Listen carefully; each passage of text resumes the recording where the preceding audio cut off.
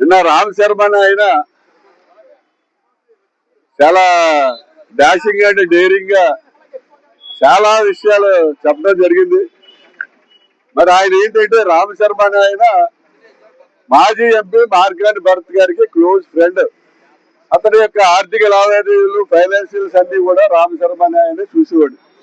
మరి అతను చాలా ఘోరంగా ఆరోపణలు చేశాడు. ఏంటంటే పరంపరలో పేపర్ బిల్లు ప్రవీణ్ చౌదరి దగ్గర 1,50,00,000 ఒక్కొక్క ఇన్స్టాల్మెంట్ లో 50 లక్షలు చెప్పిన 1,50,00,000 రూపాయలు పట్టుకెళ్లి ఎంపీ భర్తకి ఇచ్చారని చెప్పాడు. అలాగే గ్రావెల్ క్వారీల్లో 25 లక్షలు చెప్పిన 5 లక్షలు 5 సార్లు 1,40,00,000 ఇచ్చారని చెప్పాడు. గాయత్రి ర్యాంప్ లో 40 లక్షలు ఇచ్చారని చెప్పాడు. ఇసుక ర్యాంపుల్లో గాని బట్టలో గాని ఇవన్నీ కూడా మరి ఈ మార్గాన్ని భర్తకి ఇచ్చారని చెప్పి ఆయన చెప్తున్నాడు. ఈ మార్గాన్ని భర్త గారు ఏం చేశాడు?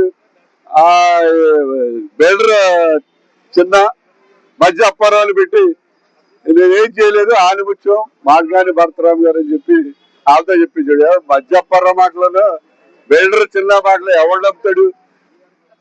వీళ్ళు ఎవరు చెప్పినవి కాదు. రామ్ శర్మ చెప్పింది కరెక్ట్ గా అవునో కాదో మనకు తెలీదు. అలాగే ఈడు చెప్పింది కూడా కరెక్టో కాదో మనకు తెలియదు. ఎవరు ఈ మధ్య అప్పారాలు చెప్పింది.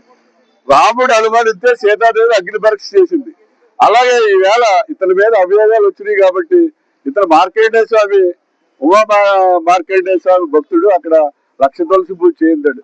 నువ్వు గుళ్ళోకి వెళ్ళి రామశర్మ చెప్పిన అబద్ధాలు, రామశర్మ ద్వారా నేను ఏ డబ్బు తీసుకోలేదని చెప్పి అక్కడ మార్కండేయ స్వామిలో అక్కడ ప్రమాణం చేయండి, నాకు పిల్లల మీద ప్రమాణం చేయండి, ప్రజలందరూ కూడా నమ్ముతారని చెప్పి సందర్భం. రామశర్మకి నేను ఎప్పుడు అప్పు ఇవ్వలేదు. ఆయన దగ్గర రానిచ్చేవాడు గారు.